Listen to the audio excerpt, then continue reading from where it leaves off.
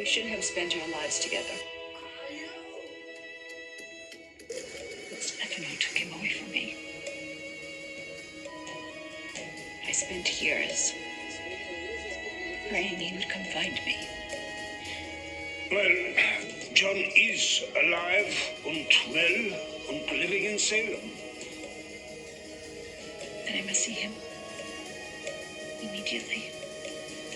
I waited far too long to feel his arms around me. Well, that's great news about Julie. It's always good to see you two again. But you know what? I think Doc and I are going to skip dessert, and we will leave it to you to enjoy the rest of your evening. You don't have to. Thank you, but I was hoping that the four of us could share a big ice cream sundae. Are you sure you're up for that? Oh, yeah. Well, my appetite is back in full force, as you can probably tell by the way I inhaled that burger and fries. You weren't feeling well? No, earlier today I had this weird stomach thing, so Ben and I had to leave David's birthday party early. Oh.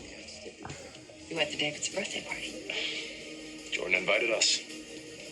I apologized to her for accusing her of trying to run down Sierra. Not at all expecting that she'd accept my apology, but she did. We agreed to make a fresh start. Well, I'm glad about that. I know how much you'd like to be close to your nephew. I would just caution you not to get too attached too quickly. I wouldn't want to see Jordan pull the rug out from under you.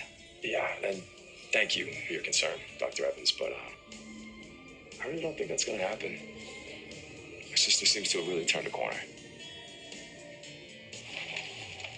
What's happening? Oh my god! Oh my god! We were cleaning up after David's party and you lost consciousness.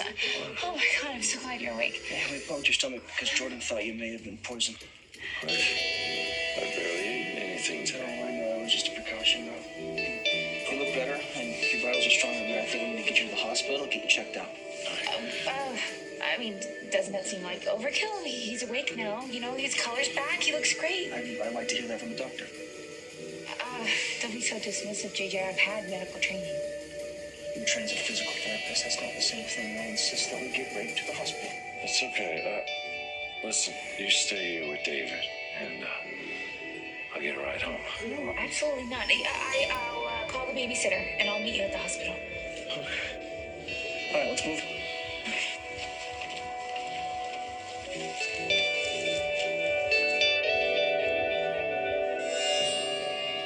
Gabby, I know what it's like to grieve. I know the sorrow and the desperation and the rage. You want answers from doctors and family, God. And when you don't get it, you want someone to pay. And in your case, that someone is me. I understand, Gabby. I truly understand your pain. And I know that you think by inflicting me with that same pain that it will bring you peace. But it won't. How do you know that? Please, Gabby. You need help. Maybe you can talk to Marlena or Rafe. He helped me so much when I lost my son. I'm sure you'd love that. I go get my head shrunk while you ride off into the sunset with Eli. Get this picture-perfect life and I get nothing. You have your beautiful daughter. Can you focus on your future with her? Our future was with Stefan. And I am sorry. Yeah, you should be. Because my daughter's the one asking what happened to him. She wants to know why we're not going to have this picture-perfect life. All these dreams and hopes that will never happen. How do I explain that? Oh, why don't you help me come up with some child-friendly version so I can tell my daughter that a police officer pumped a bullet into her stepfather. And now he's gone. And I'm sure that must be really difficult. Difficult doesn't even come close, okay? Don't you even try to bond with me over losing somebody that you love because you're fine. Your wedding planning, cake testing, I mean, it's a real struggle. There's not a day that goes by that I don't think about my son. But you found happiness anyway. And as we've established, you don't deserve happiness. You deserve to be miserable and alone. And you will be once you dump Eli. How's Julie? The doctor said that her pacemaker's working just fine. what happened, but she's doing better now. And she wants to speak to you. She wants to thank you for saving her life. She doesn't have to do that. Gabby, please. She really wants to talk to you. Our healthcare experts can conveniently provide COVID-19 boosters. Just remember, I'm one of the many people that helped save Julie's life.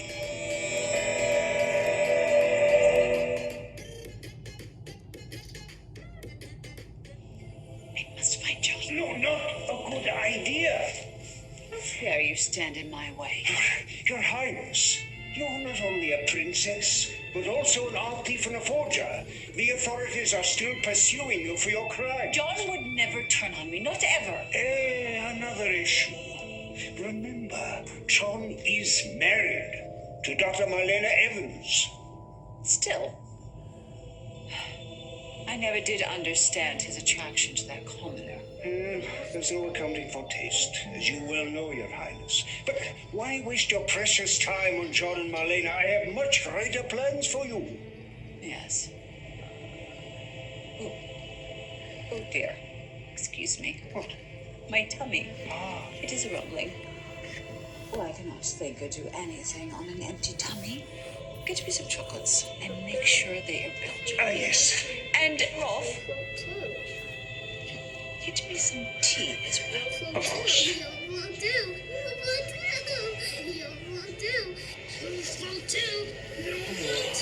Thank you, Steffi. Rolf thinks he is in charge, but as you well know,